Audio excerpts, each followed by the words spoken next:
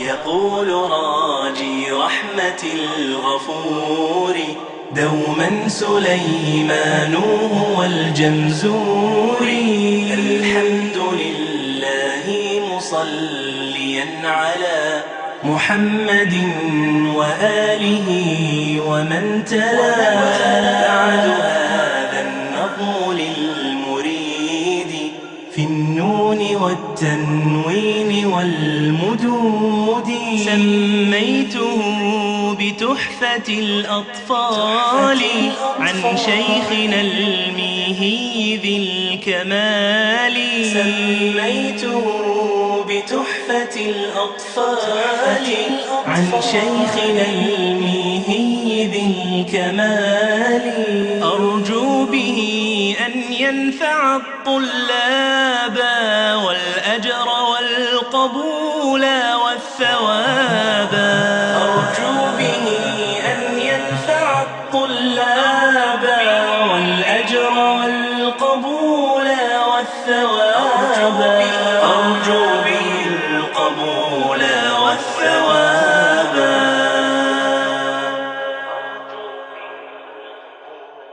أحكام النون الساكنة والتنوين. للنون إن تسكن وللتنوين 4 أحكام فخذ تبيني. فالأول الإظهار قبل أحرفي للحلق 6 رتبت فلتعرفي. همز فهاء ثم عين حاء مهملتان ثم غين خاء. والثاني إدغام ب6 آتات يرملون عندهم قد ثابتا. لكنها قسمان قسم يدغم فيه بغنات بينمو معولما. إلا إذا كان بكلمات فلا تدغم كدنيا ثم صنوان تلا. والثاني إدغام بغير غنة في اللام والراء ثم كررنا. والثالث الإقلاب عند الباء ميما بغنات مع الإخفاء. والرابع الإخفاء عند الفاضل من الحروف واجب للفاضل. في 5 من بعد 10 رمزها في كلم هذا البيت قد ضمنتها. صف ذا ثنا كم جاد شخص قد سما دم طيبا زد في تقى ضع ظالما. صف ذا ثنا كم جاد شخص قد سما دم طيبا زد في تقى ضع ظالما. أحكام النون والميم المشددتين.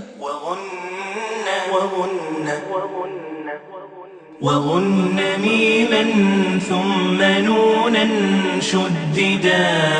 وسم كلا حرف غنة بدا. وغن ميما ثم نونا شددا.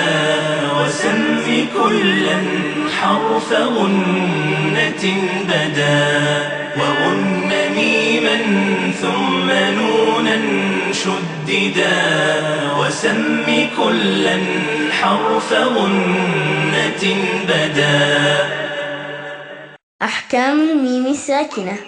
والميم إن تسكن تجي قبل الهجاء لا ألف اللينة الذي حجاء. أحكامها 3 لمن ضبر إخفاء إدغام وإظهار فقط. فالأول الإخفاء عند الباء وسميه الشفوي للقراء. والثاني إدغام بمثلها أتى وسمي إدغاما صغيرا يا فتى.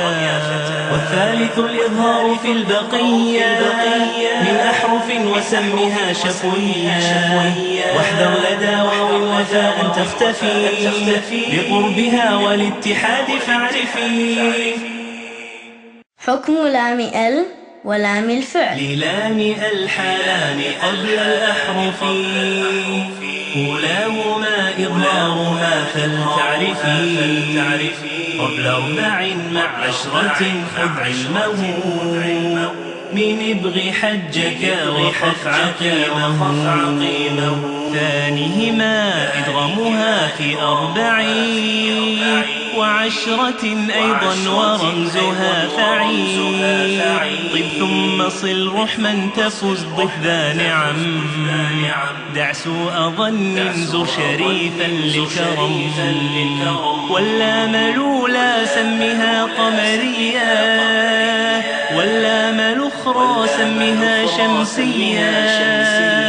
وأظهرن لام فعل مطلقا في نحو قل نعم وقلنا والتقى. في المثلين والمتقاربين والمتجانسين. في الصفات والمخارج اتفا حرفان فالمثلان فيهما أحا. وإن يكونا مخرجا تقاربا وفي الصفات اختلفا يلقبا. متقاربين أو يكون اتفاقا في مخرج دون الصفات حققا. بالمتجانسين ثم إن سكن أول كل فالصغير سميا. أو حرك الحرفان في كل فقل كل كبير وافهمنه بالمثل. أقسام المد. والمد أصلي وفرعي له وسمي أولا طبيعيا وبيع ما لا توقف له على سباب بدونه الحروف تجتلب. بل أي حرف غير همز أو سكون جاء بعد مد فالطبيعي يكون. والآخر الفرعي موقوف على سبب كهمز أو سكون مسجلا. حروفه ثلاثة فعيها من لفظ واي وهي في نوحيها. والكسر قبل الياء وقبل الواو ضم شرط وفتح قبل ألف يلتزم. واللين منها الياء وواو سكنا إن انفتاح قبل كل أعلنا. أحكام المد. للمد أحكام ثلاثة تدور وهي الوجوب والجواز واللزوم. فواجب إن جاء همز بعدما بكلمة وذا بمتصل يعاد. وجائز مد وقصر إن فصل كل بكلمة وهذا المنفصل. ومثل ذا إن عرض السكون وقفا كتعلمون نستعين. أو قدم الهمز على المد وذا بدل كآمنوا وإيمانا خذا. ولازم ولا السكون أصلا وصلا ووقفا بعد مد طولا.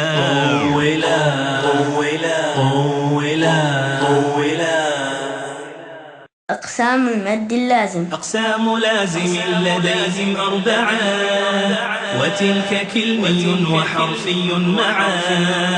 كلاهما مخفف مثقل فهذه أربعة تفصل.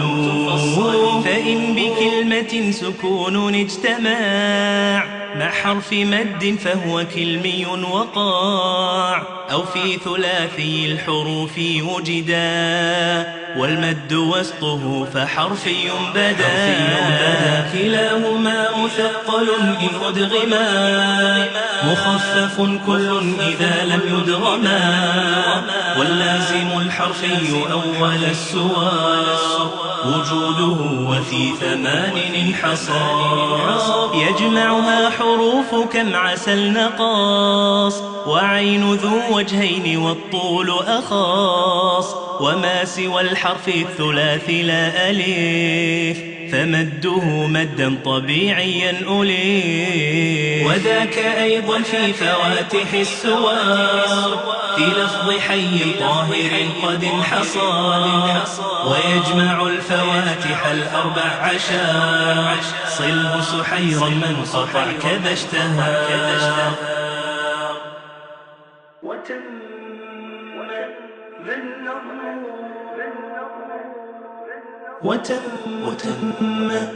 ذا النظم وتمهد النظم بحمد الله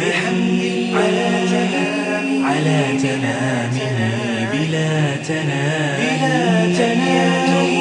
أبياته ند بدا لذي النهى تاريخها بشرى لمن يتقنها ثم الصلاة والسلام أبدا على ختام الأنبياء أحمدا ثم الصلاة والسلام أبدا على ختام الأنبياء أحمدا والآل والصحب وكل تابعين وكل قارئ